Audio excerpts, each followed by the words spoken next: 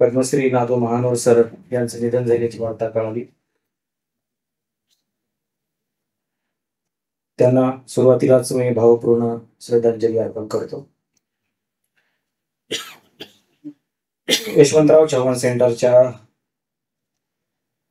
छत्रपती संभाजीनगर केंद्राच्या माध्यमातून जो शिक्षण कट्टा या ठिकाणी आयोजित केलेला आहे, या शिक्षण कट्ट्याच्या कार्यक्रमाच्या प्रसंगी कार्यक्रमाचे अध्यक्ष म्हणून उपस्थित असलेले आदरणीय रमेश ठाकोर सर, आदरणीय वैशालीताई, त्याचबरोबर ज्यांनी मला इथे निमंत्रित केलं ते आदरणीय रुपेश मोरे सर, आमचे सुबोध दादा, किशोर दादा आणि वेगवेगळ्या स्तरावर ज्यांनी तरुणांना एक मोठी संधी उपलब्ध करून देण्याचा प्रयत्न महाराष्ट्रामध्ये सुरू केला आहे, असे आमचे आदरणीय निलेश दादा राऊत, उपस्थित सभागृहामध्ये सर्व शिक्षक बंधू आणि भगिनी. मला तसा विषय देण्यात आलेला आहे शालेय शिक्षण आणि भारतीय संविधान. खरं तर हायर एज्युकेशन मध्ये शिकवणाऱ्या व्यक्तीचा शालेय शिक्षणाशी काही संबंध तसा लवकर येत नाही, पण माझा तसा थोडासा संबंध असतो. कारण मी ज्यावेळेस गावी जातो, म्हणजे प्रत्येक महिन्याच्या 15 दिवसानंतर मी जेव्हा गावी जातो त्यावेळेस माझ्या गावातली शाळा आणि बाजूच्या गावामध्ये असलेली जिल्हा परिषदची माध्यमिक शाळा, अशा 1-2-3 शाळेमध्ये मी थोडंसं राज्यशास्त्र त्या मुलांना शिकवत असतो. त्यामुळे थोडासा त्यातला अभ्यासक्रमाचा भाग काही मला माहिती आहे. पण ज्यावेळेस मी हा विषय मला दिला गेला त्यावेळेस मी असा विचार करत होतो की नागरिकशास्त्र आणि राज्यशास्त्र या 2 गोष्टी ठीक आहेत, पण याच्या व्यतिरिक्त देखील काही भाग संविधानाचा इतर काही विषयांमध्ये आलेला आहे का? खरं तर आपल्याला माहिती आहे संविधानाची उद्देश पत्रिका प्रत्येक पुस्तकाच्या पहिल्या पानावर छापली गेलेली आहे आणि सर्वच शाळेच्या स्तरावरती ही उद्देश पत्रिका आपण सकाळी विद्यार्थ्याकडून म्हणून घेतो. याच्या व्यतिरिक्त आपण शिक्षक म्हणून जेव्हा पाहतो त्यावेळेस आपल्याला उद्देश पत्रिका माहिती आहे, नागरिकत्व काय असतं माहिती आहे, मूलभूत अधिकार माहिती आहेत, आपले मूलभूत कर्तव्य काय आहेत हेही माहिती आहे, डायरेक्टिव्ह प्रिन्सिपल्स काय आहेत हेही माहिती आहे. पण थोडंसं मी शालेय अभ्यासक्रमाच्या अनुषंगाने मी थोडंसं एक वेगळ्या पद्धतीनं आपल्यासमोर थोडीशी चर्चा करणार आहे की याच्या व्यतिरिक्त हे तर आहेच, आपल्याला माहितीच आहे की संविधानामध्ये किती मूलभूत अधिकार आहेत, किती मूलभूत कर्तव्य आहेत वगैरे वगैरे.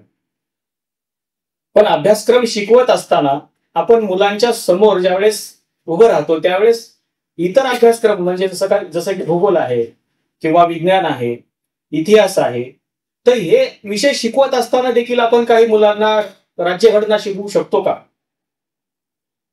या विषयाच्या अनुषंगाने मी थोडीशी आपल्यासोबत चर्चा करणार आहे की राज्यघटना नेमकी आपल्याला राज्यघटना नव्हती त्यावेळेस आपलं काय झालेलं होतं हे मुलांना कशा पद्धतीने आपण सांगू शकतो आणि राज्यघटना आल्यानंतर जगभरामध्ये नेमके काय चेंजेस झालेले आहेत आणि मुलं त्याच्याकडे कशा पद्धतीने बघतायत किंवा आपण एक शिक्षक म्हणून त्याच्याकडे कसं बघतो, या गोष्टीवरती मी थोडीशी चर्चा करण्याचा प्रयत्न करणार आहे. आपल्याला माहिती आहे की हे सगळे चित्र, याच्यामध्ये जवळपास 50% जे चित्र आहेत हे सगळे चित्र हे आपल्या अभ्यासक्रमामधले आहेत. 10वीच्या पुस्तकामधले हे काही चित्र आहेत. आपल्याला माहिती आहे, आपल्याला सांगितलं गेलंय विज्ञानामध्ये की पृथ्वी जी आहे या पृथ्वीची निर्मिती ही 4.5 अब्ज वर्षापूर्वी झालेली आहे. मग ही पृथ्वीची निर्मिती ज्यावेळेस झाली त्यावेळेस या पृथ्वीवरती जो काही पहिला जीव आला त्याचं विश्लेषण शिकवत असताना पुढे आपण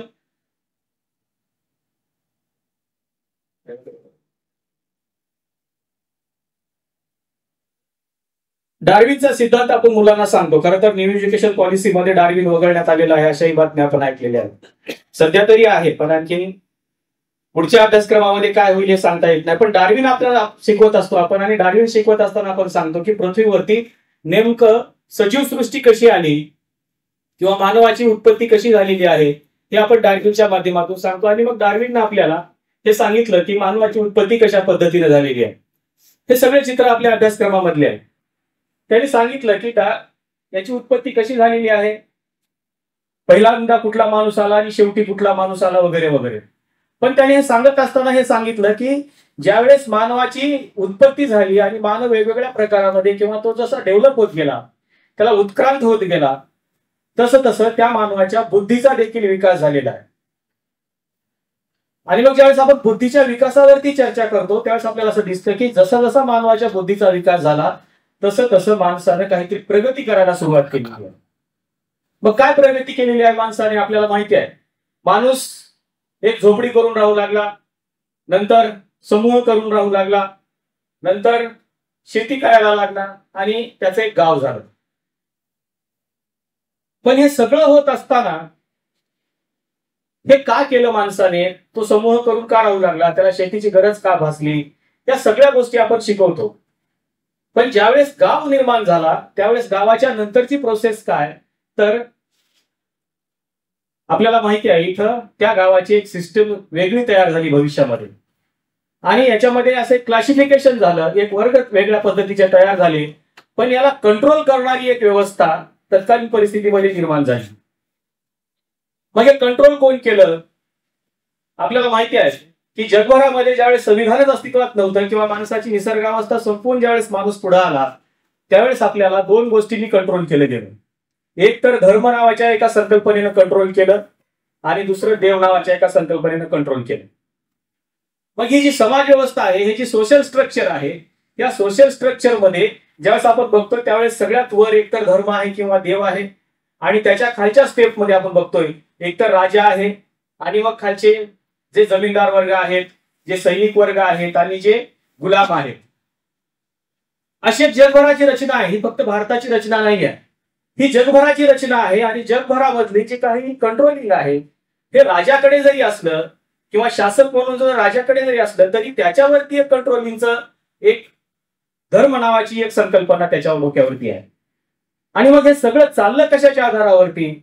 इथं राज्यघटना ज्या गोष्टीचा म्हणतो आपण किंवा जी नियमावली आपण म्हणतो त्या नियमाकडे जेव्हा आपण बघतो त्यावेळेस आपल्याला असं दिसतं की ही जी नियमावली आहे ही नियमावली एकतर देवाने तयार केलेली आहे किंवा ती धर्मग्रंथामध्ये आलेली आहे. आणि मग धर्म ज्या पद्धतीनं सांगतो आहे त्या पद्धतीनं या सगळ्या या सोशल स्ट्रक्चरनं आपापलं जे काही बिहेवियर आहे, आपापलं जे काही वर्तन आहे ते वर्तन ते करायचं आहे. मग राजाचं काम काय आहे हे त्याने सांगितलेलं आहे. जमीनदारांचं काम काय आहे तिथं त्यांचं काम ठरलेलं आहे. सैनिकांचं काम काय आहे त्यांचं काम ठरलेलं आहे. शूद्रांचं किंवा गुलामांचं काय काम आहे हे ठरलेलं आहे. आपल्याला माहिती आहे गुलाम ही संकल्पना देखील राज्यशास्त्रामध्ये मान्य केली गेली आणि गुलाम ठेवणं हे प्रतिष्ठेचं आहे असं प्लेटो आणि अरिस्टॉटलनी सांगितलं. म्हणजे युरोपमध्ये ज्यावेळेस आपण पाहतो त्यावेळेस गुलाम नावाची जी संकल्पना होती त्यावेळेस दक्षिण आफ्रिकेमधले गुलाम हे इतर देशामध्ये नेऊन विकले जायचे. याच्यावरती एक सुंदर कादंबरी आहे रूट्स नावाची, अलेक्स हॅलीची. त्याच्यामध्ये त्यानं खूप विस्ताराने लिहिलेलं आहे की गुलामीच्या विक्रीचा व्यवसाय कशा पद्धतीने होत होता. म्हणजे आपण ज्यावेळेस बघतो त्यावेळेस इथं आपण ज्यावेळेस फंडामेंटल राईट्स शिकवतो त्यावेळेस आपल्याला असं दिसतं की ज्यावेळेस फंडामेंटल राईट्स किंवा बिल ऑफ राईट्स नव्हतं त्यावेळेची परिस्थिती अशी होती की अधिकारांची विभागणी ही वेगळ्या पद्धतीनं विभागली गेलेली होती. जो वरच्या वर्गामध्ये आहे त्याला वेगळे अधिकार होते, जो खालच्या वर्गात आहे त्याला वेगळे अधिकार होते. आणि आपण जसं जसं खाली येऊ तसं तसं गुलामाकडे या अधिकार संपुष्टात आलेले होते. आणि मग ह्याचं सगळं जे नियंत्रण आहे आणि याच्यामध्ये आणखीन एक गोष्ट अशी होती की जर याच्यातल्या एखाद्याने जर नियम मोडला तर त्याला काय होईल, शिक्षा होईल.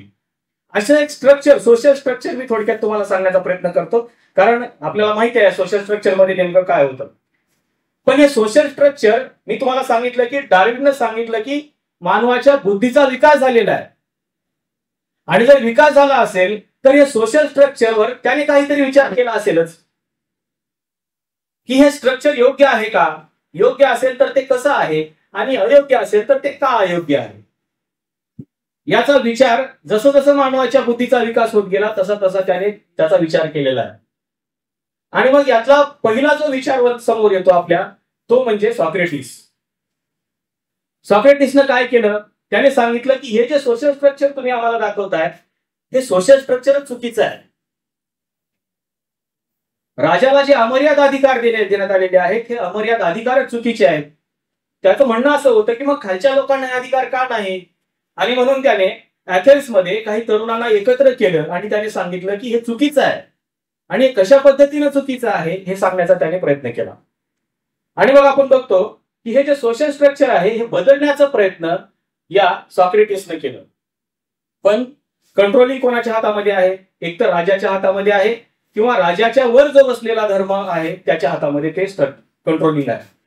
आणि मग त्याने सांगितलं की अरे आपले जे धर्म सांगतो आहे त्याच्या विरोधामध्ये जातो आहे हा माणूस, हे सगळं सोशल स्ट्रक्चर हे चुकीचं आहे हे सांगतो आहे तो. आणि मग जर याच्या विरोधामध्ये जात असेल तर याला शिक्षा काय आहे? तर याला शिक्षा आहे मृत्यूदंड. आणि मग राजाने सॉक्रेटिसला बोलवून घेतलं, अटक झाली आणि सॉक्रेटिसला सांगितलं की तुझी शिक्षा ही मृत्यूदंड आहे. आणि मग मृत्यूदंड कसा आहे तर त्याला हॅमलॉक नावाचं विष दिलं गेलं आणि त्याला सांगितलं की तू हे प्यायचं आहे आणि तुझा मार्ग मोकळा करायचा. सॉक्रेटिसला ज्याने पहिल्यांदा हे सगळं बदलण्याचा प्रयत्न केला, हे सोशल स्ट्रक्चर बदलण्याचा प्रयत्न केला, त्याला विष देऊन मारलं गेलं. पण ही लढाई इथं थांबली नाही. ही लढाई इथं थांबली नाही. याच्या पुढे जाऊन अनेक विचारवंतांनी, अनेक शास्त्रज्ञांनी हे सोशल स्ट्रक्चर कशा पद्धतीने चुकीचं आहे हे थोड्याफार प्रमाणामध्ये सांगण्याचा आणि लोकांमध्ये जागृती करण्याचा प्रयत्न केला. आणि मग आपण ज्यावेळेस पुढे बघतो त्यावेळेस आपण मुलांना हेही शिकवतो. काय आहे हे? कोपर्निकसची एक थिअरी आहे. सगळ्या धर्मग्रंथांनी किंवा जे काही प्राचीन काळामध्ये जे काही विचार करणारे लोक होते त्यांनी हे सांगितलं होतं की पृथ्वी हा विश्वाचा केंद्रबिंदू आहे आणि पृथ्वीच्या भोवती हे सूर्य, चंद्र जे काही ग्रह आहेत ते पृथ्वीच्या भोवती फिरतात. बरोबर. आता जर ते सांगत असेल पृथ्वी देवाने निर्माण केलेली आहे, ती ईश्वरीय आहे आणि ती केंद्रबिंदू आहे, हे जर आपला धर्मच सांगत असेल तर त्याला चॅलेंज कोण करणार? आणि एवढं काही विज्ञान डेव्हलप नव्हतं. पण कोपर्निकसनं पहिल्यांदा हे सांगितलं की नाही, काहीतरी घोळ होतोय, काहीतरी प्रॉब्लेम आहे.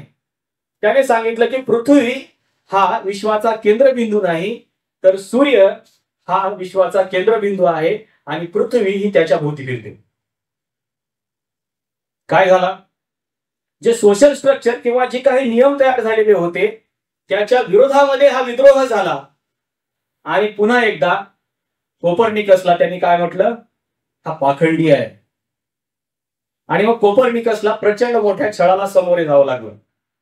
पण कोपर्निकसला हे सिद्ध करता येत नव्हतं की या लोकांना हे दाखवायचं कसं की पृथ्वी ही सूर्याच्या भोवती फिरते. आपण विद्यार्थ्यांना सांगतो की पृथ्वी सूर्याच्या भोवती फिरते, हे आता आपण शिकवतोय, पण तत्कालीन परिस्थितीमध्ये आपण हे शिकवू शकत नव्हतो. कदाचित आपण त्याचा प्रयोगही दाखवू शकतो, त्याचा व्हिडिओ देखील दाखवू शकतो, इतकं विज्ञान डेव्हलप झालेलं आहे. पण हे बोलणं देखील त्या सोशल स्ट्रक्चरच्या प्रचंड विरोधामध्ये होतं. आणि म्हणून हे बोलण्याचा देखील अधिकार तत्कालीन परिस्थितीमध्ये नव्हता. आणि याचा परिणाम असा झाला की कोपर्निकसला काय करा, कोपर्निकसचा प्रचंड मोठा छळ झाला. त्याच्यानंतर ही लढाई तिथं थांबली नाही. त्याने सोशल स्ट्रक्चरच्या विरोधामध्ये जाऊन जे स्टेटमेंट केले होते त्याला गॅलिलिओने सिद्ध केलं. हे यांचा कालखंड जर आपण बघितला तर आपल्या लक्षामध्ये येईल की हे त्या शतकाच्या आसपासचे विचारवंत आहेत.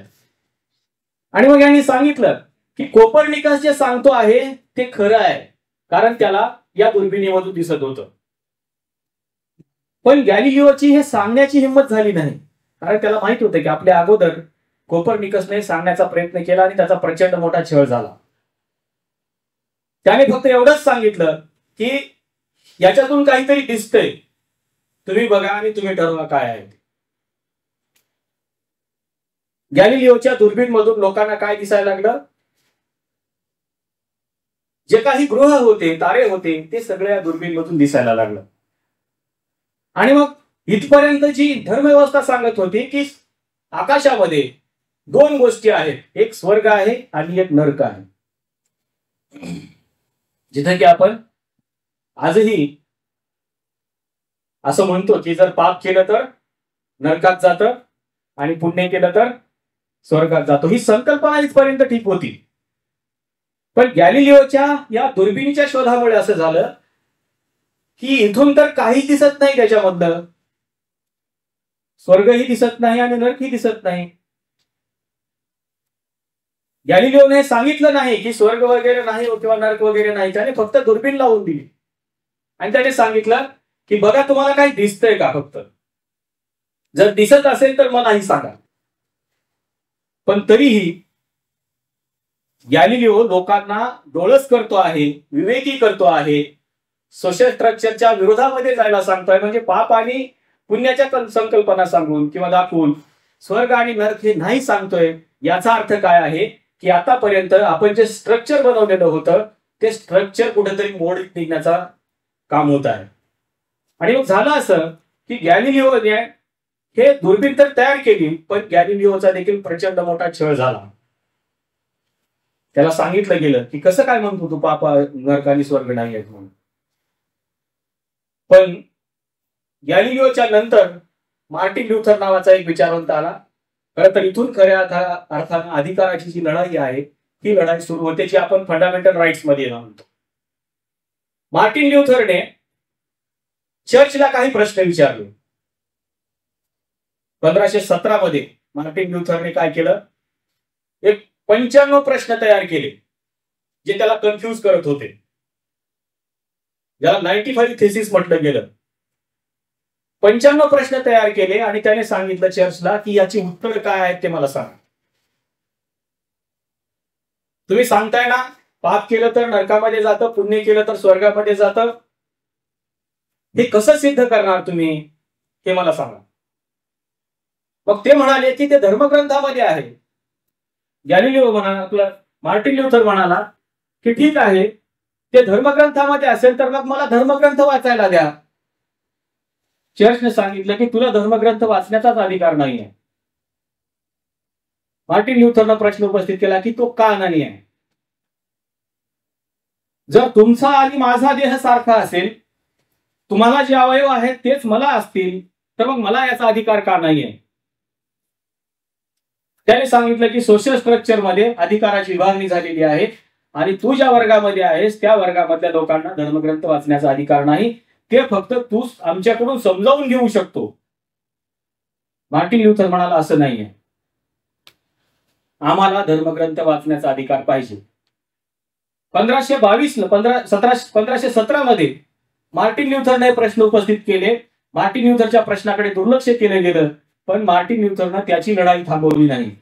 जवळपास 5 वर्ष तो युरोप मधल्या लोकांना जागा करत राहिला आणि चर्चच्या असं लक्षामध्ये आलं की मार्टिन ल्युथर जी लढाई आहे याच्यामध्ये अनेक लोक जोडले जात आहेत.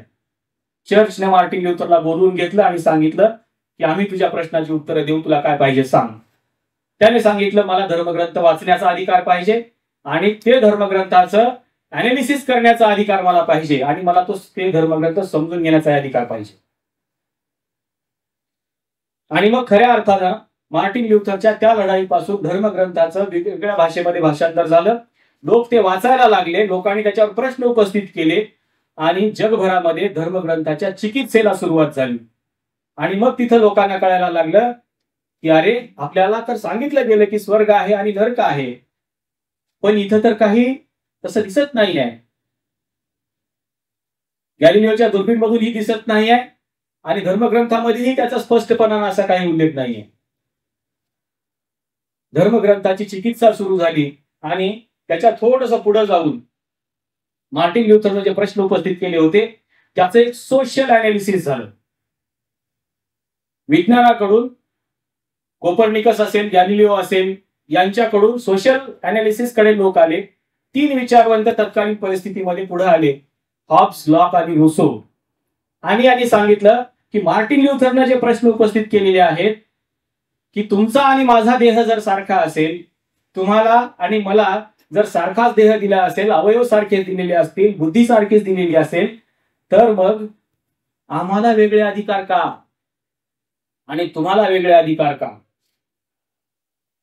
हॉब्स, लॉक आणि रुसोने याचं विश्लेषण केलं आणि त्यांनी सांगितलं की निसर्गतः सर्व माणसे समान आणि स्वतंत्र आहेत, आणि त्यांना निसर्गाकडून 3 समान अधिकार मिळालेले आहेत, लाईफ, लिबर्टी अँड प्रॉपर्टी.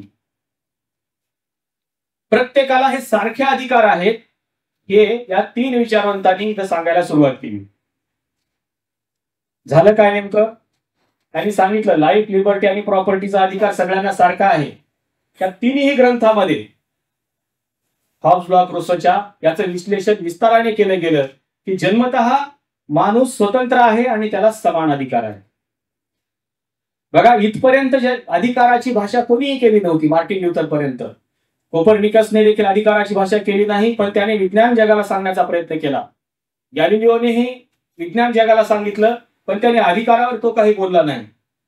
पण मार्टिन ल्युथर पासून जे पुढचे लोक आहेत त्यांनी मात्र अधिकारावर बोलायला सुरुवात केली. त्यांनी सांगितलं की जन्मतः माणसाला 3 अधिकार मिळालेले आहेत, लाईफ, लिबर्टी आणि प्रॉपर्टी. हे कुठल्याही धर्मग्रंथाने दिलेले नाही किंवा कुठल्याही एखाद्या राजाने किंवा कुठल्याही एखाद्या शासन व्यवस्थेने त्यांना अधिकार दिलेले नाही. आता आपल्याला असं दिसतं की राज्यघटनेमध्ये मूलभूत अधिकार दिलेले आहेत आणि ते मूलभूत अधिकार शासन आपल्याला देतं, असं एक चित्र आपल्या समोर आहे. पण शासन व्यवस्था नेमकं मूलभूत अधिकाराच्या बाबतीमध्ये काय भूमिका आहे शासन व्यवस्थेची? शासन व्यवस्थेची मूलभूत अधिकाराच्या बाबतीमध्ये एवढीच भूमिका आहे की मूलभूत अधिकाराचं आपल्याला पूर्णपणे त्याचा उपभोग घेता यावा अशी परिस्थिती निर्माण करणे हे फक्त शासनाचं काम आहे. आणि जर आपल्या मूलभूत अधिकाराचा उपभोग घेण्यासारखी परिस्थिती तिथे निर्माण होत नसेल तर ते शासन आपल्या काही कामाचं नाही. या तिन्ही विचारवंतांनी सांगितलं की निसर्गतः दिलेले जे अधिकार आहेत या अधिकाराचं प्रोटेक्शन व्हावं यासाठी लोकांनी एकत्र येऊन शासन व्यवस्था निर्माण केलेली आहे. आणि मग त्यांनी असं त्याचं विश्लेषण केलं.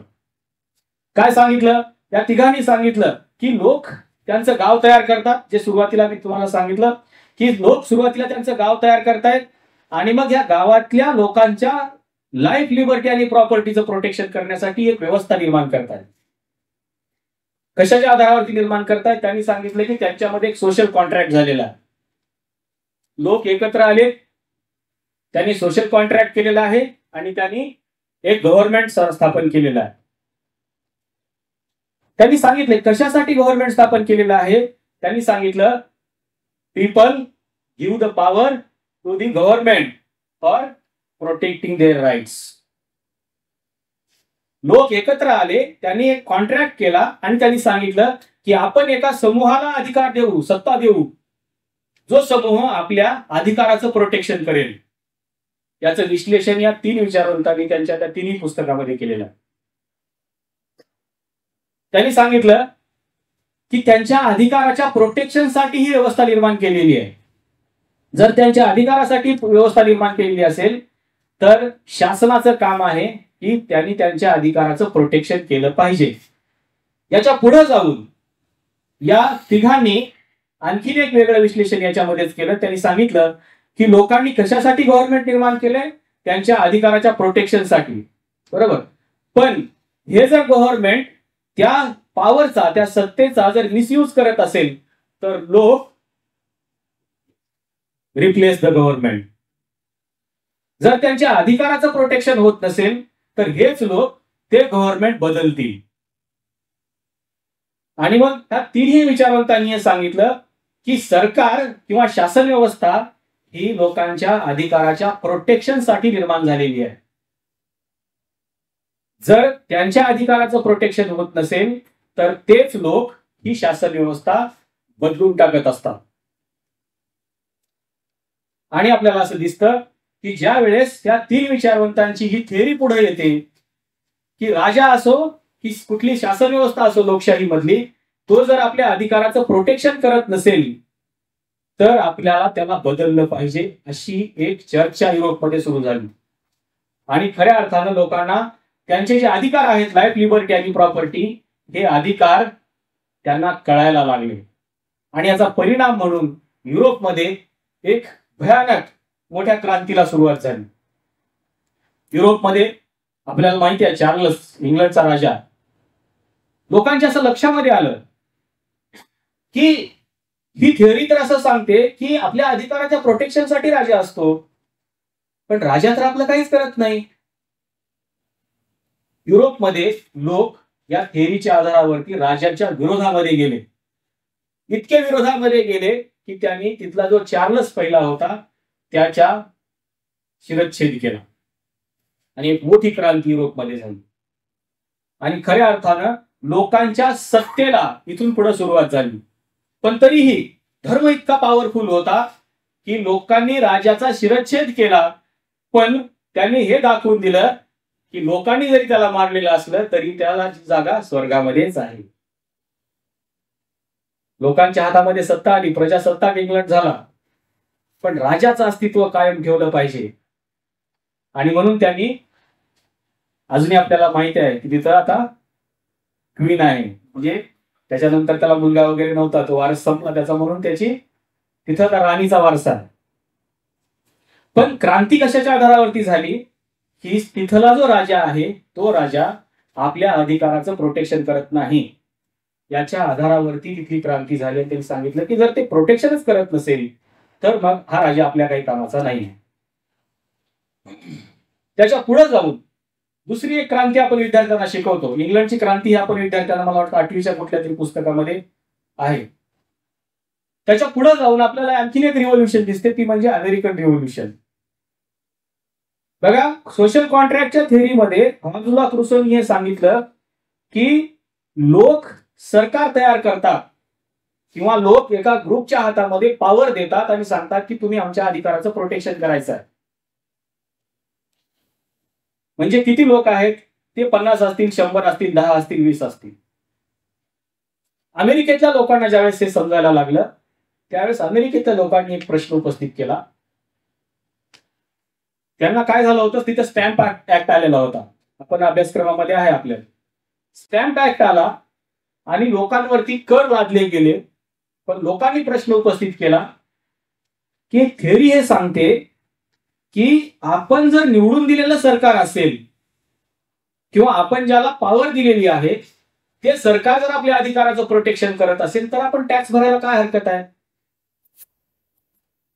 अमेरिकेमधल्या लोकांनी हे सांगितलं की आम्ही प्रतिनिधीच निवडलेला नाही तुम्हाला.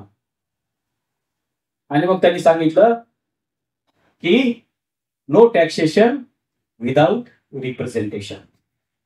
जर आमचा प्रतिनिधीच तिथं नसेल तर आम्ही टॅक्स का द्यायचा. इथल्या लोकांनी सांगितलं की जोपर्यंत आमचा प्रतिनिधी तुमच्या सभागृहामध्ये येणार नाही आणि तो आमच्या लाईफ, लिबर्टी आणि प्रॉपर्टीच्या प्रोटेक्शनाचं आश्वासन देणार नाही तोपर्यंत आम्ही तुमच्याकडे टॅक्स भरणार नाही. आणि मग अमेरिकेमध्ये देखील काय झालं, लोकांनी अधिकार मागायला सुरुवात केली, अधिकाराच्या प्रोटेक्शनची भाषा करायला सुरुवात केली आणि अमेरिकेमध्ये एक मोठी क्रांती झाली. त्याच्या थोडंसं पुढे आपण फ्रेंच राज्यक्रांती देखील मुलांना शिकवतो की राजाच्या विरोधामध्ये गेले आणि मग ती क्रांती झाली वगैरे वगैरे आपण शिकवतो. पण मूलभूत अधिकारासाठी ह्या तिन्ही क्रांत्या झालेल्या आहेत. मूलभूत अधिकार हाच या सगळ्या क्रांतीचा बेस आहे. कारण लोकांना अधिकारच मिळत नव्हते. आपल्याला माहिती आहे की 14व्या लुईनं तर काय सांगितलं होतं लोकांना की भाकरी मिळत नसेल तर ब्रेड खा. लोकांना प्रश्न पडायचा की ब्रेड आणायचे कुठून विकत जर भाकरीच मिळत नाही तर किती दिवस लोक सहन करणार आहेत. पण युरोपमधल्या या प्रबोधनाच्या पर्वाने काय केलं होतं, तर लोकांना सांगितलं होतं की अरे ते जर तुम्हाला तुमच्या अन्न वस्त्र निवाऱ्याची व्यवस्था करून देत नसेल, ते जर तुमच्या जीविताचं संरक्षण करून देत नसेल तर तुमचा हा लुई काय कामाचा आहे. कारण आपल्याला माहिती आहे आपण फ्रेंच राज्यक्रांतीने काय दिलं म्हणतो जगाला. फ्रेंच राज्यक्रांतीने जगाला समता, स्वातंत्र्य, बंधुभाव याची देणगी दिली. आपल्याला माहिती आहे रुसोला आपण त्याचा जे श्रेय आहे ते रुसोला देतो की त्याच्या विचारावरती ही क्रांती झाली. कारण समता, स्वातंत्र्य आणि बंधुभाव हे फ्रान्समध्ये नव्हताच. फ्रान्समध्ये समता, स्वातंत्र्य, बंधुभाव या क्रांतीनंतर पुढे आलेला आपल्याला पाहायला मिळतो. ज्यावेळेस 16वा लुई याच्या विरोधामध्ये लोक गेले, कारण तिथलं देखील टॅक्सेशनचा प्रॉब्लेम होता, हार्वेस्टचा प्रॉब्लेम तिथे निर्माण झालेला होता, बॅड हार्वेस्टिंग सुरू झालेलं होतं आणि त्याचा परिणाम म्हणून आपण बघतोय की लोक आम्हीच का टॅक्स भरायचा, कारण सगळा टॅक्स हे खालच्या वर्गाने भरायचा होता. जे वरचे जमीनदार वर्ग होता किंवा त्याच्यावरचा जो वर्ग होता त्यांना टॅक्स नव्हता, पण खालच्या लोकांच्या पैशावरती हा लुई मस्त मजे करायचा. पण त्याचा परिणाम असा झाला की लोक किती दिवस सहन करणार. हे सगळं प्रबोधनाचं पर्व ज्यावेळेस सुरू झालं त्यावेळेस लोकांच्या असं लक्षामध्ये आलं की याने आपल्या पैशावरती मजा मारायला सुरुवात केलेली आहे, हे आपल्याला बदललं पाहिजे. लोकांनी सांगितलं की एका वर्गाला एका मताचा अधिकार तिथं होता. त्यांनी सांगितलं तसं नाही.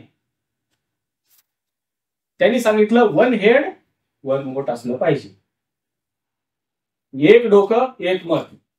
वर्ग असा गृहीत धरू नका. आणि म्हणून आपल्याला माहिती आहे की डाव्या विचारांची आणि उजव्या विचारधारेला खऱ्या अर्थानं तिथून सुरुवात झाली. म्हणजे जे काही कामगार वर्ग होते किंवा जो खालचा वर्ग होता, शेतकरी वर्ग होता, जो टॅक्स भरणारा वर्ग होता, खालचा मजूरदार वर्ग होता, गुलाम होता, त्यांना डाव्या वर्गामध्ये बसवलं गेलं. ज्यावेळेस फ्रेंच राज्यक्रांतीची पहिली सभा झाली त्यावेळेस फ्रेंच राज्यक्रांतीच्या पहिल्या सभागृहामध्ये काय झालं, हे जे सगळे कामगार लोक होते ते डाव्या बाजूला बसले आणि जे काही सत्ताधारी राजे होते ते उजव्या बाजूला बसले. म्हणून आपण आजही बघतोय की संसदेच्या रचनेमध्ये आपल्याला सत्ताधारी उजव्या बाजूला बसलेले बघायला मिळतात आणि हे जे कामगार वर्ग आहेत ते डाव्या बाजूला बसलेले असतात, कारण त्यांच्या हातामध्ये काही सत्ता नसते. फ्रेंच राज्य क्रांतीमधून या सगळ्या गोष्टी आपण स्वीकारल्या. आता हे आपण विद्यार्थ्यापर्यंत कशा पद्धतीने पोहोचवतो, खरं तर अशा गोष्टी आपल्याकडे अनुकरण केले जातात. जगाला सांगितलं की फ्रेंच राज्यक्रांतीने समता स्वातंत्र्य बंधुभाव जगाला दिला. हे फक्त आपल्याला विद्यार्थ्यांना परीक्षेपुरतच मर्यादित राहून जातं आणि इतर ज्या गोष्टी आहेत त्या मात्र इतक्या फेमस होऊन जातात की ते या समता स्वातंत्र्य बंधुभावाला देखील मागे टाकून जातात. फ्रेंच राज्यक्रांतीमधून आणखीन एक गोष्ट पुढे आली. काय झालं होतं, फ्रेंच राज्यक्रांतीच्या जवळ 16 लुईचा पहिला राज्याभिषेक झाला. त्यावेळेस त्याची जी काही पत्नी होती मेरी, तिने एका केसाची हेअरस्टाईल वेगळ्या पद्धतीने केली होती आणि ती हेअरस्टाईल आज भारतामध्ये प्रसिद्ध आहे. त्याला पफ असं म्हणतात. म्हणजे एखाद्या जे चांगले मूल्य आपण किती घ्यायचे, ते किती फेमस करायचे. खरं तर समता स्वातंत्र्य बंधुभाव हे प्रचंड फेमस व्हायला पाहिजे होते, हे प्रत्येकाच्या डोक्यामध्ये यायला पाहिजे होतं. पण डोक्यावर पफ आला, हे क्रांतीचं परिणाम. पण हे तिन्ही क्रांत्या शिकवत असताना आपल्याला हे लक्षात येतं की ह्या सगळ्या क्रांत्या या मूलभूत अधिकाराच्या आधारावरती आहेत, की लोकांना अधिकारच मिळत नव्हते. त्याच्यामुळे लोकांना अधिकार मिळवण्यासाठी अशा पद्धतीच्या क्रांत्या कराव्या लागल्या. परिणाम काय झाला, इंग्लंडमध्ये प्रजासत्ताक शासन व्यवस्था आली, ज्याला आपण लोकशाहीची जननी असं म्हणतो. बरोबर, ती लोकशाहीची जननी झाली. अमेरिकेमध्ये 1776 ला अमेरिकेला स्वातंत्र्य मिळालं. 1789 ला अमेरिकेच्या राज्यघटनेमध्ये बिल ऑफ राईट्स आलं आणि फ्रेंच राज्यक्रांतीनंतर फ्रेंच राज्यक्रांतीच्या राज्यघटनेमध्ये देखील डिक्लेरेशन ऑफ राईट्स आलं. आणि ज्याच्यासाठी लोकांनी ही क्रांती केली होती त्या अधिकाराचं पहिल्यांदा डॉक्युमेंटेशन झालं. ते अधिकार कुठेतरी लिखित स्वरूपामध्ये आले. पण हे जे सगळ्या राज्यघटना आहेत त्या राज्यघटना तयार करत असताना जे 3 विचारवंतांनी सुरुवातीला सांगितलं, हॉब्स, लॉक, रूसोने, की all men are born free and equal with life, liberty and property. या अधिकारासह त्यांचा समान आणि स्वतंत्र पद्धतीने जन्म झालेला आहे. आणि मग याचं डॉक्युमेंटेशन अमेरिकेच्या राज्यघटनेमध्ये झालं, फ्रान्सच्या डिक्लेरेशन ऑफ राईट्स मध्ये झालं आणि त्याच्यानंतर आपण बघतोय की आपण भारतामध्ये देखील आपल्या राज्यघटनेमध्ये ते आणलं. पण हे सगळं आणल्यानंतर तर लढाई संपली का? नाही संपली. विशाल,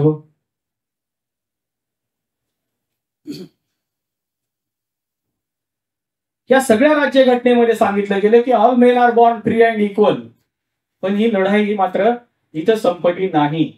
झालं काय नेमकं की क्रांती झाली, लोकांना अधिकार मिळाले, पण या अधिकाराच्या लढाईमध्ये पुन्हा एकदा ज्या स्त्रिया होत्या त्या स्त्रिया पुन्हा एकदा दुर्लक्षितच राहिल्या.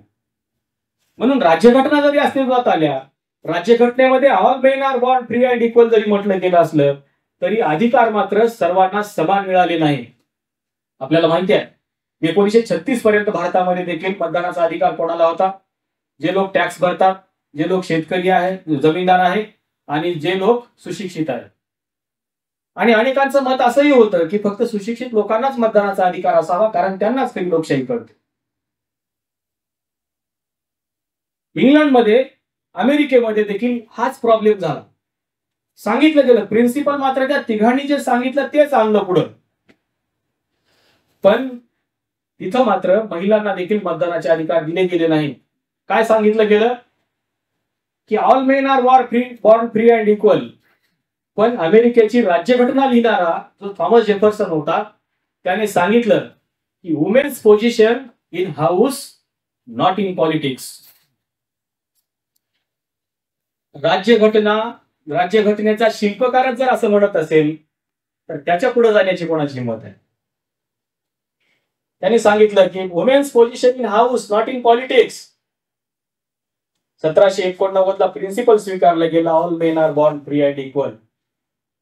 आणि ही गोष्ट कधी लक्षात आली महिलांच्या की आपल्याला मतदानाचा अधिकार नाही, आपण काहीतरी केलं पाहिजे.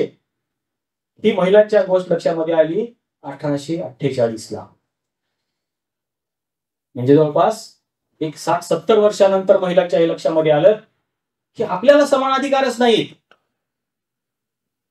आणि मग 1848 ला ज्यावेळेस महात्मा फुले महाराष्ट्रामध्ये महिलांच्या शिक्षणाचा आग्रह धरत होते आणि तिकडे मार्क्स जगातल्या कामगारांना एकत्र करून क्रांती करण्याचा प्रयत्न करत होता. 1848 हे वर्ष खूप महत्वाचं आहे. मार्क्स तिकडे कामगारांना एकत्र होण्याचा सल्ला देतोय, महात्मा फुले इकडे महिलांना शिक्षणाच्या प्रवाहात आणण्याचा प्रयत्न करत आहेत. आणि 1848 ला युरोपमध्ये महिला मतदानाचा अधिकार मागत आहेत.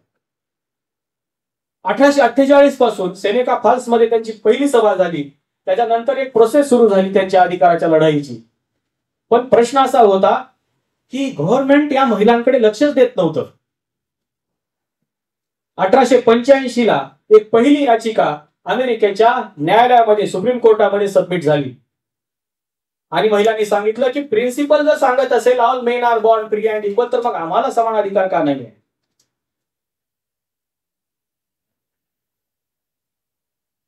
सुप्रीम कोर्टामध्ये हे प्रकरण गेलं आणि सुप्रीम कोर्टाच्या न्यायाधीशांनी एक जजमेंट दिलं.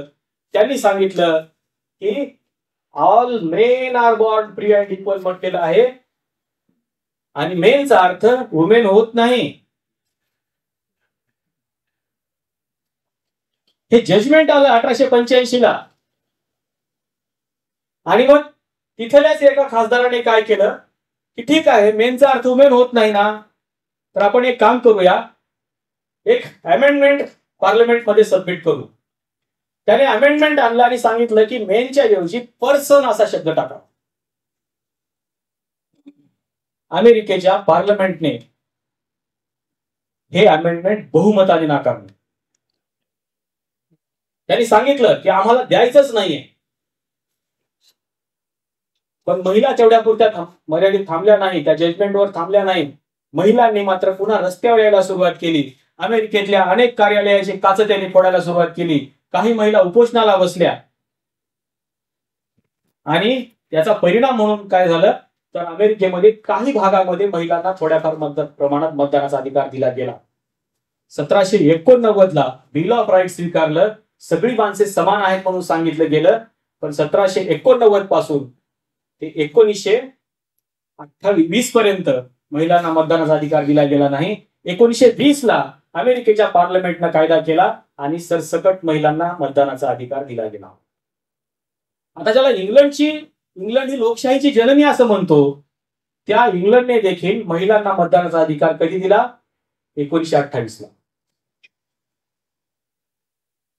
अधिकाराची लढाई ही आतापर्यंत संपलेली नव्हती. अजूनही आपल्याला असं दिसतं की नेल्सन मंडेलांना देखील मतदानाचा अधिकार मागण्यासाठी 27 वर्ष जेलमध्ये जावं लागलं. म्हणजे हे ज्यावेळेस आपण पाहतो त्यावेळेस आपल्याला असं लक्षात येतं की जरी राज्यघटना अस्तित्वात आलेली असली तरीही आपल्याला या सगळ्या संघर्षाला सामोरे जावं लागतं. आणि म्हणून आपल्याला असं दिसतं की भारतामध्ये मात्र महिलांना मतदानाचा अधिकार देत असताना असा काही भेदभाव राज्यघटनेच्या किंवा सभागृहामध्ये झालेला नाही. अमेरिकेची मानसिकता अजूनही बदलली नाही. आपली बदलली तरी थोडीफार, कारण आपण अमेरिकेच्या अगोदर या देशाला एक महिला पंतप्रधान दिली आणि 2 महिला राष्ट्रपती दिल्या. अमेरिकेनं अजूनही महिला राष्ट्राध्यक्ष दिली नाही. ज्यावेळी 2016 मध्ये डोनाल्ड ट्रम्प आणि हिलरी क्लिंटन एकमेकाच्या विरोधामध्ये निवडणुकीला उभे राहिले त्यावेळेस ट्रम्प यांनी अतिशय अवाच्य भाषेमध्ये महिलांच्या विरोधामध्ये प्रचार केला. जगभरातल्या मीडियाने हे सांगितलं की ट्रम्प यांचा पराभव होईल कारण त्यांचे मुद्दे चांगले नाही. पण अमेरिकेतल्या 3 राज्यशास्त्राच्या प्राध्यापकांनी हे सांगितलं की नाही, ट्रम्पच राष्ट्राध्यक्ष होतील, कारण लोकांच्या मानसिकतेचा अभ्यास त्यांनी केलेला होता. आणि म्हणून फक्त महिला आहे म्हणून हिलरी क्लिंटनला पराभव स्वीकारावा लागला. अजूनही तिथली मानसिकता बदलली नाही. आणि त्याच्यामुळे आपल्याला दिसते की 1789 पासून ते आता 2023 पर्यंत देखील अमेरिकेमध्ये एखादी महिला राष्ट्राध्यक्ष व्हावी अशी चर्चाच होत नाही. आत्ता कुठे एक महिला उपराष्ट्राध्यक्ष झाली आपल्याला पाहायला मिळते. पण हे जे अधिकाराची लढाई आहे, या अधिकाराच्या लढाईमध्ये जेव्हा आपण बघतो त्यावेळेस आपल्याकडे देखील अधिकारासाठी प्रचंड मोठा संघर्ष आपल्या व्यवस्थेमध्ये देखील करावा लागलेला आहे. पण राज्यघटना आल्यानंतर मात्र जगभरातलं चित्र एक सकारात्मक स्वरूपामध्ये बदलताना आपल्याला पाहायला मिळतं. आपण सांगितलं की निकोलो कोपर्निकसला छळ झाला, गॅलिलिओचा छळ झाला, कारण ते या व्यवस्थेच्या सोशल स्ट्रक्चरच्या विरोधामध्ये जात होते. आजचं चित्र असं आहे की राज्यघटना आली, लोकांना अधिकार मिळाले, लाईफ, लिबर्टी आणि प्रॉपर्टीचे, आणि लोकांना अधिकार मिळायला लागल्यामुळे काय प्रगती झाली जगाची, तर ज्या युरोपमध्ये कोपर्निकसला छळलं गेलं, गॅलिलिओला छळलं गेलं, त्याच युरोपमध्ये आज नासा आहे. जर अधिकारच मिळाले नसते, ते राज्यघटनेमध्ये प्रोटेक्टच झाले नसते, तर हे चित्र आपल्याला बघायला मिळालं नसतं. आपल्याला माहिती आहे की जिथं जिथं परिवर्तनाची लढाई सुरू झाली, आपल्याला माहिती आहे संत तुकाराम महाराजांनी काय केलं, प्रबोधन करायला सुरुवात केली. आणि तुकाराम महाराजांच्या गाथा गंगेत बुडवल्या गेल्या आणि त्यांना विमानाने वैकुंठाला पाठवलं गेलं. गॅलिलिओ सारखीच परिस्थिती होती आपल्याकडे.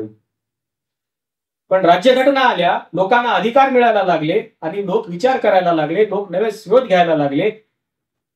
जर राज्यघटनाच नसती आणि प्रत्येकाची गाथा जर गंगेमध्येच बुडवली गेली असती तर आज भारतामध्ये इस्रो नसतं आणि आज आपण चंद्राची बातमी बघत बसलो नसतो. जे चंद्रावर जातोय आपण त्याचं कारणच राज्यघटना आहे.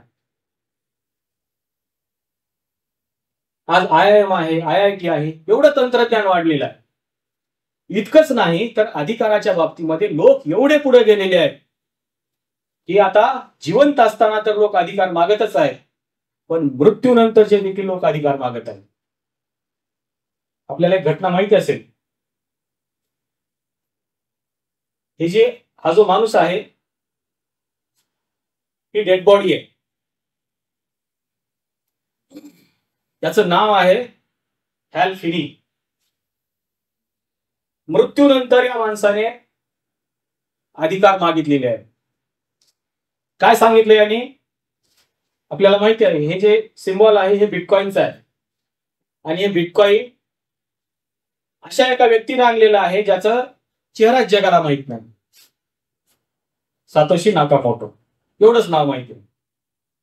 पण तो जगाच्या पुढे काय येत नाही, कारण अजूनही पूर्णपणे आपले राईट्स जे आहेत ते प्रोटेक्ट झालेले नाही.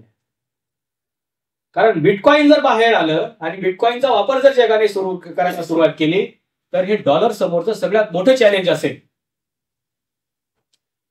आणि म्हणून सातोशी नाकामोटोला त्याची ओळख कदाचित लपवावी लागली. पण ज्यावेळेस त्याने बिटकॉइन तयार केले त्यावेळेस हे बिटकॉइन त्याने पहिले 10 बिटकॉइन ज्याच्या अकाउंटवर जमा केले त्याचं नाव हॅल फिनी. आणि मग या हॅल फिनीने काय केलं, याला डॉक्टरांनी असं 2014 मध्ये सांगितलं की तुझा मृत्यू होणार आहे. आणि मृत्यू होणार असल्यामुळे हा एवढा परेशान झाला, तो म्हणाला की आता तर कुठे माझ्या अकाउंटला बिटकॉइन आलेले आहेत आणि मी एवढा गरजवंत झालेलो आहे, मग या एवढ्या प्रॉपर्टीचं करायचं काय. त्याने एका कंपनीच्या मालकाला बोलवून घेतलं आणि त्याने सांगितलं की ज्या वेळेस मी मृत्यू पावेल त्यावेळेस माझी बॉडी तुम्हाला सेव्ह करायची आहे. ते म्हणाले असं करता येत नाही. हॅल फिनीने सांगितले तो माझा फंडामेंटल राईट आहे. बघा, मृत्यूनंतरचे अधिकार मागण्याची प्रक्रिया आता सुरू झालेली आहे. कंपनीने सांगितलं की अरे तू काय करणार आहेस, तू काय फंडामेंटल राईटचा उपयोग घेऊ शकणार आहेस. तो म्हणाला नाही, माझी डेड बॉडी याच्यासाठी प्रोटेक्ट करायची आहे की लोक एवढे शोध लावायला लागलेले आहेत, रिसर्चच्या बाबतीमध्ये लोकांना एवढं फ्रीडम मिळायला लागलेलं आहे की हे रिसर्च करत करत एके दिवशी असं एक तंत्रज्ञान, असं एक संशोधन पुढे येईल की लोक मृत व्यक्तीला देखील जिवंत करतील. आणि ज्या दिवशी हे तंत्रज्ञान अस्तित्वात येईल त्या दिवशी माझी डेड बॉडी अस्तित्वात असली पाहिजे.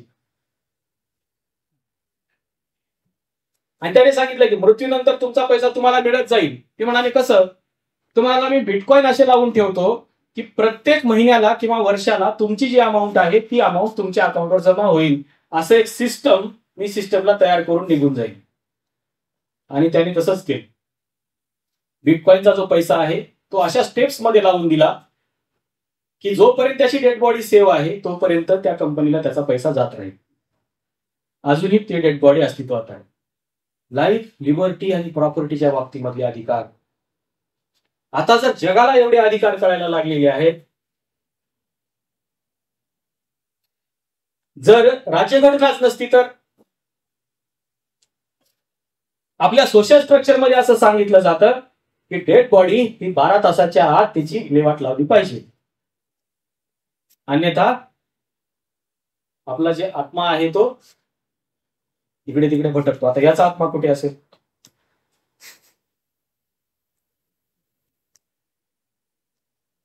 जगामध्ये अशा पद्धतीने आता प्रॉपर्टीच्या बाबतीमध्ये देखील एवढं फ्रीडम आलेलं आहे की तुम्हाला सरकार म्हणू शकत नाही तुम्ही बिटकॉइन घेऊ नका म्हणून.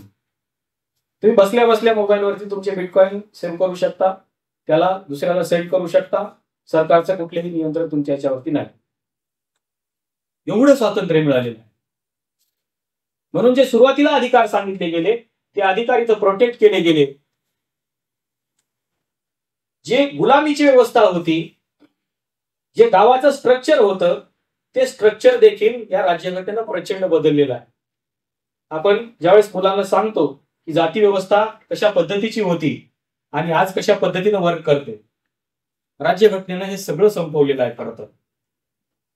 म्हणून आज लोक स्मार्ट घरामध्ये जाऊन राहतात. म्हणजे जे गुलाम होते त्या गुलामीच्या विक्रीचा व्यवसाय केला जायचा, असं गुलाम आता कोणी विकू शकत नाही. लोक एवढे स्मार्ट झालेले आहेत, एवढ्या स्मार्ट घराची मागणी आता वाढलेली आहे. त्याच्यामुळं एखादा गुलाम तुमच्या घरामध्ये कामाला ठेवायची पद्धतच राहिली नाही आणि गुलाम आता विकत मिळतही नाही. स्मार्ट घरामधली व्यवस्था काय आहे, तिथं गुलामाची गरज आहे का? नाही. संशोधनाचं एवढं पुढे गेलं की तुम्हाला कुठलाही नोकऱ्या घरामध्ये ठेवायची गरज नाही. काय आहे याच्यामध्ये व्यवस्था? स्मार्ट घरामधलं एक उदाहरण आपल्याला असं सांगतो की समजा या स्मार्ट घरामध्ये एखाद्या व्यक्तीच्या घरामधलं फ्रीज मधलं दूध संपलेलं आहे. त्याने बघायचं नाही फ्रीज मध्ये दूध किती आहे किंवा काय संपलं वगैरे वगैरे. तंत्रज्ञान असं आलेलं आहे की ज्या वेळेस या स्मार्ट घरामधल्या एखाद्या फ्रीज मधून आपण शेवटचं दूध पॉकेट बाहेर काढतो त्यावेळेस ते फ्रीज त्याची नोंद घेतं की या आपल्या फ्रीज मधलं दूध संपलेलं आहे आणि त्याची नोंद घेऊन एक मेसेज जनरेट करतं आणि हा मेसेज तो त्याच्या दुकानदाराला पाठवून देतो. आपण काही बघायचं नाही आणि कुठल्या गुलामाला सांगायचं नाही अरे बघ तेवढं घरातलं दूध संपलं, जावर घेऊन ये. पद्धत राहिली नाही. त्याच्यामुळं गुलामीची जी व्यवस्था आहे या गुलामीच्या व्यवस्थेकडून हे जे काही तंत्रज्ञान आलं, या तंत्रज्ञान आपल्याला प्रगतीकडे नेलेलं आहे आणि म्हणून आपल्याला असं दिसतं की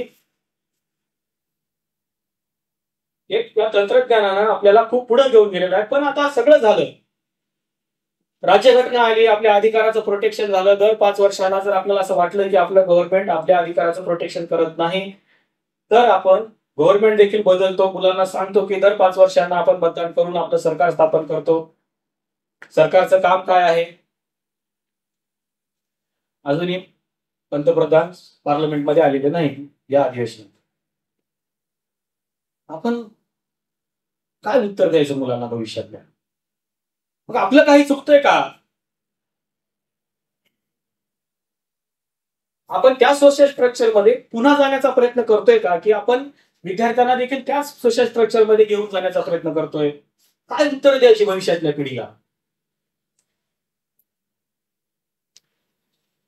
म्हणून नेहरूंना हा धोका वाटत होता की भविष्यातल्या पिढीला आपण काय उत्तरं द्यायची जर आपलं जर काही चुकत असेल तर. नेहरू ग्रेट का आहे, त्याच्यावेळेस आपण नेहरू वाचतो त्यावेळेस आपल्या लक्षामध्ये येतं. नेहरूंच्या आयुष्यामध्ये असे बरेचसे प्रसंग आले. आपल्याला माहिती आहे, उद्देश पत्रिकेमध्ये आपल्याला आपण सकाळी सकाळी मुलांकडून वाचून घेतो की आम्ही भारताचे लोक भारताचे एक सार्वभौम, समाजवादी, धर्मनिरपेक्ष, लोकशाही गणराज्य निर्माण करण्याचा प्रयत्न करू. बरोबर. पण धर्मनिरपेक्ष राज्य व्यवस्था याची उदाहरणं आपण मुलांना कशी द्यायची भविष्यामध्ये? सगळं राजकीय व्यवस्था जर आपल्याला वेगळी दिसत असेल. मी तर मागे म्हणालो की मला एकाने विचारलं की सर, राज्यपालाच्या भूमिकेबद्दल तुम्हाला काय वाटतं, तुम्ही राज्यशास्त्राचे अभ्यासक आहेत. मी म्हणालो राज्यशास्त्रातून राज्यपाल हा विषयच वगळला पाहिजे आता, कारण शिकवताच येत नाही ना. कसा शिकवायचा मुलांना राज्यशास्त्र, राज्यपालाचा विषय? राज्यघटनेमध्ये वेगळंच दिसतं. मग भविष्यातल्या या मुलांना राज्यघटना शिकवत असताना कसं सांगायचं आता की धर्मनिरपेक्ष शासन व्यवस्था म्हणजे काय? आपल्या सगळ्यांच्या समोर, शिक्षकांच्या समोरचा हा प्रश्न आहे. मुलांनी जर प्रश्न विचारला, सर धर्मनिरपेक्ष म्हणजे काय? म्हणून नेहरूंना असं वाटत होतं की हे सगळे कन्सेप्ट क्लिअर असलेलं शासन व्यवस्था असावी. म्हणून नेहरूंनी जे दुःख व्यक्त केलं होतं, राजेंद्र प्रसादांना लिहिलेलं हे पत्र आहे त्यांनी. कारण राजेंद्र प्रसादांना सोमनाथाच्या मंदिराच्या उद्घाटनाला बोलवलं गेलं होतं आणि राजेंद्र प्रसादांनी नेहरूंना सांगितलं की मला असं असं सोमनाथाच्या मंदिराच्या उद्घाटनासाठी जायचं आहे. नेहरू म्हणाले, तुम्ही देशाचे राष्ट्रपती आहात, तुम्हाला नाही जाता येत तिथं. ते म्हणाले, का? कारण तुम्ही देशाचे राष्ट्रपती आहात आणि अशा देशाचे राष्ट्रपती आहात ज्या देशाची शासन व्यवस्था धर्मनिरपेक्ष आहे, आणि तुम्ही राष्ट्रपती पदावर असल्यामुळे तुम्हाला तिथं जाता येणार नाही. नेहरूंनी या पत्रामध्ये दुःख व्यक्त केले. ते म्हणतात की काय उत्तर द्यायची भविष्यातल्या पिढीला आपण? आता सभागृहामध्ये देखील माझी दमछाक होते आहे की राष्ट्रपती त्या कार्यक्रमाला गेलेच कसे. आज आपण मुलांना शिकवत असताना जर आपण असं सांगू लागलो की राष्ट्रपती किंवा पंतप्रधानांना धार्मिक कार्यक्रमाला जाता येत नाही म्हणजे धर्मनिरपेक्षता आहे, मुलं म्हणतील सर संसदेमध्ये सत्यनारायणाचा कार्यक्रम सुरू आहे, आपलीच गोची आहे आता शिकवण्याची खरी. आता प्रश्न असाही आहे की हे नेहरूंच्या बाबतीमध्ये झालं. आपण धर्मनिरपेक्षता शिकवत असताना आपण किमान एवढी तरी काळजी आपल्याला घेता आली पाहिजे. मला एक शिक्षक म्हणून असं वाटतं की आपण जर एखाद्या कार्यक्रमाचं उद्घाटन करत असू तर आपण कोणाची प्रतिमा पुजायची, त्याच्यातून आपल्याला धर्मनिरपेक्षतेच्या विरोधामधला मेसेज तर जात नाही. आणि जर जात असेल आणि मग दुसऱ्या दिवशी आपण सांगत असू चला मुलांनो आपण आज धर्मनिरपेक्षता शिकू, म्हणून न्यू एज्युकेशन पॉलिसीमध्ये असं चित्र आपल्याला दिसायला लागलेलं आहे की असं काही शिकवायची गरजच नाही आहे. तुम्ही सरळ सरळ शिकवू शकता. आणि आत्ताचाच प्रसंग आहे 4 दिवसापूर्वीचा की डॉक्टर बाबासाहेब आंबेडकर मराठवाडा विद्यापीठामध्ये वास्तुशास्त्र विषय आणत असताना सभागृहामध्ये भांडणं झालं. न्यू एज्युकेशन पॉलिसीमध्ये सांगितले हा विषय आणा म्हणून, कसं काय सांगायचं आपण वैज्ञानिक दृष्टिकोन, धर्मनिरपेक्षता, हे सगळे प्रॉब्लेम्स तयार व्हायला लागलेले आहेत. म्हणून आपलं काहीतरी चुकतंय. आणि त्याच्यामुळं आता शिक्षकांची भूमिका आपली अशी झालेली आहे की जरीही आपल्याला वर्गामध्ये धर्मनिरपेक्षता शिकवता येत नसली तरी मुलांना बाहेर आणून तरी आपण धर्मनिरपेक्षता शिकवायला पाहिजे. म्हणजे खऱ्या अर्थानं आपण भविष्यातली पिढी एका धर्मनिरपेक्ष राष्ट्राकडे घेऊन जाऊ. म्हणून राज्यघटनेचा अर्थच आपल्याला लागत नाही. आपण सांगतो की आर्टिकल 21A मध्ये काय दिलेला अधिकार, सक्तीच्या आणि मोफत शिक्षणाचा अधिकार दिलेला आहे, जो अगोदर 45 मध्ये होता डायरेक्टिव्ह प्रिन्सिपल्स मध्ये, पण त्याला आपण फंडामेंटल राईट्स मध्ये आणलं आणि सांगितलं की 6 ते 14 वयोगटातील मुलांना सक्तीचं आणि मोफत शिक्षण मिळालं पाहिजे. आपण अजूनही सुप्रीम कोर्टाला एखादं ऍप्लिकेशन दिलं नाही की 6 ते 14 वयोगटातील मुलांना जर राज्यघटना मूलभूत अधिकार देत असेल मोफत शिक्षणाचा, तर मग इंग्रजी शाळा फीस कशाच्या आधारावरती घेत आहेत. म्हणून राज्यघटनेचा अन्वय अर्थ अमेरिकेला त्या एका शब्दाचा लावता आला नाही, मेन का वुमेन. आपली अवस्था तशीच आहे. आपल्यालाही कळत नाही सक्तीचा अधिकार याचा कसा दिलेला आहे. आणि म्हणून आपलं काय चुकतंय याच्याकडे देखील आपण बघितलं पाहिजे. राहिला प्रश्न आता मूलभूत कर्तव्यांचा. मूलभूत कर्तव्य ज्यावेळेस आपण शिकवतो त्यावेळेस आपल्याला दिसतंय की 51 मध्ये 11 प्रकारची मूलभूत कर्तव्य दिलेली आहेत. आपण आता समारोपाकडे येऊ. पण मूलभूत कर्तव्याचं पालन करत असताना त्याच्यामध्ये असं सांगितलेलं आहे की राष्ट्राची प्रतीक, राष्ट्राचे चिन्ह याचा सन्मान राखला पाहिजे.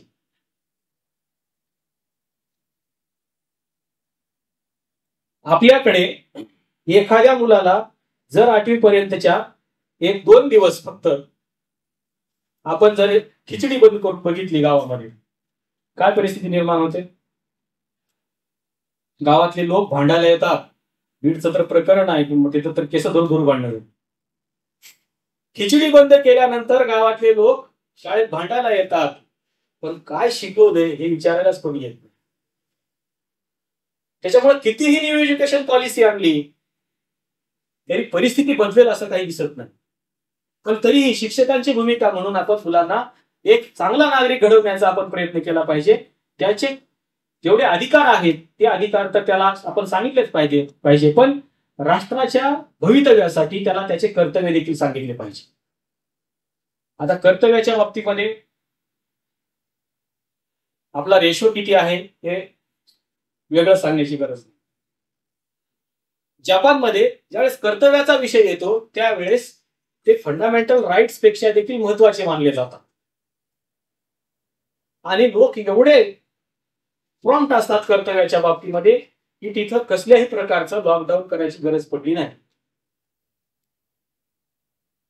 लॉकडाऊनच झालं नाही जपान. पण आपल्याकडे लॉकडाऊन करूनही जपान इतकीच पब्लिक रस्त्यावर होती.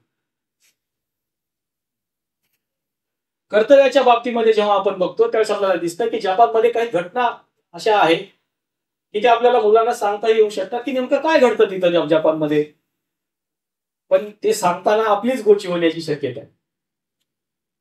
एक प्रकरण मागे काही दिवसापूर्वी घडलं, हे तर तुम्ही वाचतायच की 2 मिनिट 1 मिनिट ट्रेन उशिरा आली.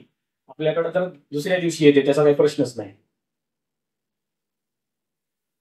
एक सरकारी कर्मचारी दुपारचा लंच बॉक्स घेऊन 2 मिनिट अगोदर बाहेर पडत होता, जर त्याची बेल होण्याच्या अगोदर. म्हणजे 2चा जर लंच ब्रेक असेल तर तो 1:58 लंच बॉक्स घ्यायचा आणि कॅन्टीन मध्ये जाऊन जेवण करायचं. हे प्रकरण जवळपास 6 महिन्यामध्ये काही वेळेस चाललं ते. आणि मग नंतर एका वरिष्ठ अधिकाऱ्याच्या असं लक्षामध्ये आलं की हा 2 मिनिट अगोदर कसं काय लंच बॉक्स घेऊन बाहेर पडतोय. त्याची तक्रार झाली, वरिष्ठांच्या लक्षात आलं, प्रकरण कोर्टात गेलं. कोर्टाने सांगितलं याची चौकशी करा. चौकशी समिती नेमली गेली. 6 महिन्याचं सीसीटीव्ही फुटेज तपासलं गेलं आणि 6 महिन्यामध्ये असं लक्षात आलं की तो 26 ते 27 वेळेस 2 मिनिट अगोदर लंच बॉक्स घेऊन बाहेर पडलेला आहे. त्याचा हिशोब लावला गेला, मिनिट्स मोजले, सेकंद मोजले गेले आणि सांगितलं गेलं की जवळपास 6 महिन्यामध्ये तुम्ही राष्ट्राचे 78 मिनिटे वेळ वाया घालवलेला आहे. तुम्हाला राष्ट्राची माफी मागावी लागेल. आणि वरिष्ठांना सांगितलं की तो टिफिन बॉक्स घेऊन, लंच बॉक्स घेऊन जात असताना, बाहेर जात असताना तुम्ही काय करत होते, तुम्हाला देखील राष्ट्राची माफी मागावी लागेल. जपानमध्ये माफी मागणं खूप वाईट अवस्था आहे, म्हणजे मृत्यूदंडासारखी परिस्थिती. म्हणून हा जो कर्मचारी आहे ना, की त्याचे 28 रुपये कापले त्याच्या एका मिनिटामुळे, पण त्याने सांगितलं की हा 28 रुपयाचा प्रश्न नाही, हा माझ्या अपमानाचा प्रश्न आहे, कारण माझी चूक नाहीये, म्हणून तो पुन्हा कोर्टात गेला. मूलभूत कर्तव्याचा ज्यावेळेस आपण विचार करतो त्यावेळेस आपल्याला मूलभूत कर्तव्याच्या बाबतीमधली एक नवी पिढी कशा पद्धतीने घडवता येईल याचा देखील विचार केला गेला पाहिजे. आपल्याला असं दिसतं की इथे काहीतरी एक डॉक्टर आहेत आणि ते राष्ट्राची माफी मागतायत. त्याचं कारण छोटंच आहे, आपल्याकडे ते हजारो वेळेस दिवसातून घडत असेल. काय झालेलं आहे, या डॉक्टरांच्या हातून एक मोठी चूक झालेली. यांनी फक्त 6 पेशंटना कोरोनाची लस देण्याच्या ऐवजी त्यांच्याकडून चुकून ग्लुकोजची लस दिली गेलेली नाही. बरं, हे माहित नाही कोणाला, पेशंट गेले घरी निघून, त्यांना माहित नाही कशाची लस दिली ते. पण त्यातल्या एका डॉक्टरच्या लक्षामध्ये आलं की अरे आपलं चुकलंय आणि आपण पेशंटना ग्लुकोजची लस दिलेली आहे. डॉक्टरांनी तात्काळ हॉस्पिटलचं शटर बंद केलं, सगळे डॉक्टर बाहेर आले आणि त्यांनी बाहेर थांबून राष्ट्राची माफी मागितली. सांगितलं की आमच्या हातून चूक झाली, कोरोनाच्या लसीऐवजी आमच्याकडून त्यांना ग्लुकोजची लस दिली गेली. काय त्यांना काही वाईट झालं नाही, ते काही मरण वगैरे पावलेले नाही, पण चूक लक्षात आल्यानंतर किमान माफी तरी मागितली पाहिजे. आपल्याकडे माहिती आहे मणिपूर पूर्ण जळते, पण त्याचा नेमका प्रॉब्लेम काय आहे हे प्राईम मिनिस्टरने सभागृहामध्ये सांगायला पाहिजे, पण अजूनही प्राईम मिनिस्टर सभागृहामध्ये आलेले नाहीत. आणि म्हणून मला कधी कधी असं वाटतं की जे सांगितलं गेलं की जर तुमचं सरकार, आपलं सरकार जर आपल्या प्रोटेक्शनच्या बाबतीमध्ये जर उदासीन असेल, ते जर आपलं प्रोटेक्शन करू शकत नसेल, आपली लाईफ लिबर्टी आणि प्रॉपर्टीचं प्रोटेक्शन करू शकत नसेल, आपल्याला चांगलं एज्युकेशन देऊ शकत नसेल, एज्युकेशनच्या बाबत तो ते चांगलं एज्युकेशन देऊन जर एक सक्षम पिढी घडवू शकत नसेल, तर people can change the government. आणि म्हणून एक पिढी घडवत असताना किंवा शालेय अभ्यासक्रमामध्ये मुलांना राज्यघटना शिकवत असताना आपण, मला असं वाटतं की ज्या काही घटना आजूबाजूला आपल्या घडतायत, फंडामेंटल राईट्सच्या बाबतीमध्ये तर आपल्याला माहिती आहे की आर्टिकल 12 ते 35 मध्ये सगळे फंडामेंटल राईट्स दिले गेले, 32 ने त्याला प्रोटेक्ट केलं गेलं, त्याच्यामध्ये चेंज करता येत नाही, त्याच्यासाठी 13 ची तरतूद केली गेली. 13चा प्रॉब्लेम ज्यावेळेस निर्माण झाला त्यावेळेस मिनर्वा मिल्स प्रकरणामध्ये किंवा केशवानंद भारती खटल्यामध्ये एक वेगळे जजमेंट दिले गेले, कॉन्स्टिट्यूशनचं एक वेगळं स्ट्रक्चर तयार केलं गेलं आणि त्याच्यामध्ये तुम्हाला घट करता येत नाही, वाढवता येऊ शकतात असं सांगितलं गेलं. हे सगळं आपल्याला माहिती. पण एक छोट्या छोट्या उदाहरणामधून किंवा गॅलिलिओ शिकवत असताना, कोपर्निकस शिकवत असताना देखील राज्यघटनेचं महत्व काय आहे हे आपल्याला मुलांपर्यंत पोहोचवता येऊ शकतं का? जर कोपर्निकसच्या काळामध्ये, गॅलिलिओच्या काळामध्ये जर राज्यघटना असती तर कोपर्निकसचा जागतिक लेवलवरती सत्कार झाला असता, त्याला छळलं गेलं नसतं, किंवा गॅलिलिओचा नोबेलपेक्षा देखील त्याला मोठी प्राइज दिली असते लोकांनी. पण राज्यघटना नव्हती म्हणून प्रॉब्लेम असा झाला की त्यांचा छळ झाला. जर राज्यघटना नसेल तर मग आता भविष्यामध्ये काय परिस्थिती निर्माण होऊ शकते हे जर आपल्याला मुलांना आपण जर सांगितलं शालेय शिक्षणामध्ये, की आता मला थोडस शालेय शिक्षणाचा त्या मुलांना जास्त असं शिकवण्याचा अनुभव नसल्यामुळे मी अशी काही उदाहरणं देऊन आपल्या समोर मांडण्याचा प्रयत्न केलेला आहे की भूगोल असेल, विज्ञान असेल, इतिहास असेल, नागरिकशास्त्र असेल, राज्यशास्त्र असेल किंवा इतर जे काही विषय आहेत, जिथं जिथं आपल्याला संधी मिळते तिथं तिथं आपण राज्यघटनेच्या बाबतीमध्ये भले आपण थोडंसं अभ्यासक्रमाच्या बाहेर जाऊ, शिकवायला थोडासा वेळ लागेल, पण मला असं वाटतं की शालेय शिक्षणामधून देखील आपण मुलांना चांगल्या पद्धतीनं राज्यघटनेची मूल्य किंवा राज्यघटनेच्या बाबतीमध्ये काही गोष्टी त्यांच्यापर्यंत पोहोचवू शकतो. मला असं वाटतं की एक कृती म्हणून आपण भविष्यामध्ये काय करू शकतो, तसं करण्यासारखं बरंच आहे, पण एक छोटासा प्रयोग आपल्याला करता येऊ शकतो का, की प्रत्येक शाळेमध्ये आपण उद्देश पत्रिका तर रोजच वाचतो. उद्देश पत्रिका आपल्या शाळेच्या भिंतीवर देखील लावलेली आहे. आपल्याला एक साधा छोटासा बोर्ड, व्हाईट बोर्ड विकत घेऊन आपण एक संविधान फलक तयार करू शकतो का? आणि त्या संविधान फलकावरती किमान आपण नाही लिहायचं त्याच्यावरती कुठलंच आर्टिकल. मुलांना एका एका सिरियल नुसार नंबर लावून द्यायचे त्यांचे, की तुम्ही उद्या एक आर्टिकल लिहायचं याच्यावर. ते तुटक्या फुटक्या शब्दामध्ये काहीतरी लिहितील ते, पण कुठून तरी वाचतील. गुगलवर सर्च करतील, मोबाईलवर सर्च करतील, कोणाला फोन करून विचारून घेतील, काहीतरी करतील. पण एक दिवस एक आर्टिकल त्या फलकावरती लिहिलं गेलं तर खेळत खेळत तरी मुलं तेवढं आर्टिकल वाचतील. आणि मुलांना सवय असते, मला अजूनही सवय आहे. मी जर बसनं प्रवास करू लागलो तर जातानाच्या सगळ्या दुकानाचे बोर्ड वाचत जातो. काही काम नसतं, आपल्याला काही घ्यायचं नाही, काही नाही, पण आपण वाचतो. बस स्टँडला थांबल्या थांबल्या आपण सहज एसटीचे बोर्ड वाचत असतो, मुलंही वाचतात. पण मला असं वाटतं की जर आपण शाळेमध्ये एखाद्या अशा चांगल्या ठिकाणी जर असा बोर्ड बसवला तर किमान मुलं त्याच्यामध्ये एक एक आर्टिकल त्याच्यामध्ये लिहू शकतात. जवळपास 395 आर्टिकल सुरुवातीला होते, आता 400च्या पुढे गेलेले आहेत. म्हणजे वर्षभर ही मोहीम आपल्याला चालवता येऊ शकते. जर समजा विद्यार्थी संख्या कमी असेल तर 2 विद्यार्थ्यांचा नंबर, एकाने एक आर्टिकल लिहायचं, दुसऱ्याने एक आर्टिकल लिहायचं. पण किमान या प्रक्रियेला सुरुवात झाली पाहिजे आणि मुलांना असं कळालं पाहिजे की राज्यघटना नावाचं एक चांगलं पुस्तक देशामध्ये आहे. एवढं तरी आपल्या मुलांना समजलं पाहिजे असं मला वाटतं. कृती कार्यक्रमामध्ये बऱ्याचशा गोष्टी आहेत, पण आपण एक तरी किमान कृती कार्यक्रम करून बघूया आणि मुलांपर्यंत आपल्याला राज्यघटना कशा पद्धतीने पोहोचवता येऊ शकते एवढं बघूया. या ठिकाणी मला तुम्ही बोलवलं, माझा सन्मान केला. आज आपल्याला माहिती आहे की जगाची जी वाटचाल आहे डार्विननं सांगितलेल्या तिथून आपण थेट सोफियापर्यंत येऊन पोहोचलेलो आहे. ही सोफिया हे रोबोट आहे आणि याला पहिल्यांदा आता माणसाला तर अधिकार मिळूच लागलेले आहेत, पण हे सोफिया हा पहिला रोबो आहे ज्याला नागरिकत्व दिलं गेलं सौदी अरेबियामध्ये.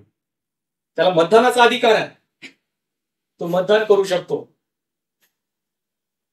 आणि त्या रोबोटच्या बाबतीमध्ये आता अब्राहम लिंकनचं देखील डेमोक्रेसीची व्याख्या बदललेली आहे. Government of the robots by the people for the people.